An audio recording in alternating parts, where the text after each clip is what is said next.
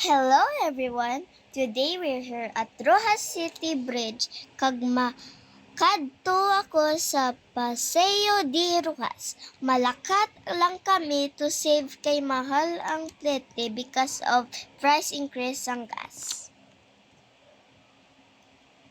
Amo na siya ang Capiz Provincial Capital.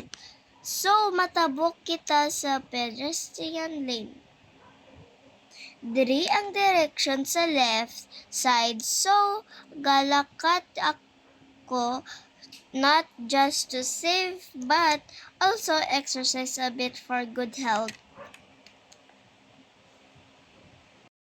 Dali na, matabog naman kita sa another lane. Ang building nga may color blue amo ina ang Colegio de la Purisma Concepcion. And this area is the Rojas City Plaza. So, padayon lang ang paglakat pakadto sa souvenir shop.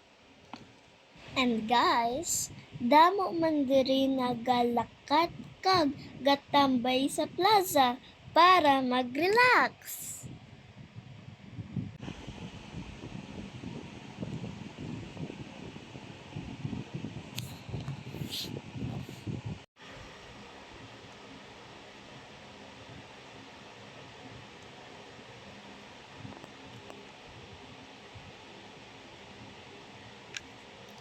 Kag sa right side aton maagyan ang simbahan sang Cathedral Rojas City. So guys, amo na siyang simbahan.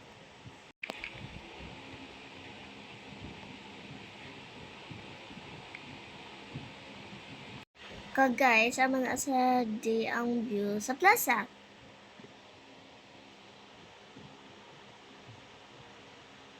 So, malapit na kita sa Paseo. Dire kita masulod sa Paseo de Rojas. And I will show you where you can buy souvenirs, especially kung traveler ka mo. Pangitaan sa aning souvenir shop, kay daw talang nako. Di na to ba iyang ila stall? Ari, nagali. Hay, sa wakas nakaagbot gid man. Dali na, mapili na kita sa mga baligya nila. Pabudlay magpili kay damo sa mga baligya nila.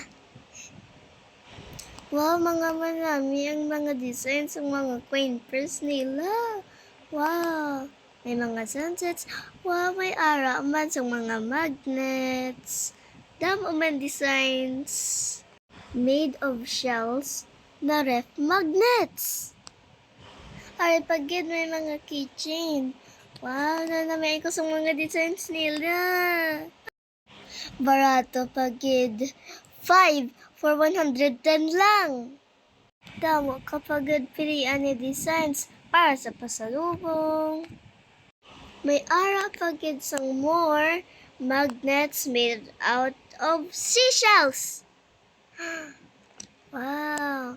There's also like basket ones and a lot of keychains too. Look. Damo kagid ya pilian na colorful designs.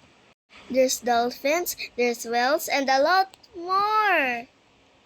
Like octopus, more octopus and more dolphins, seashells, seahorse, kag more designs na mga seafoods because Capiz is the seafood capital of the Philippines. Look, there's a turtle.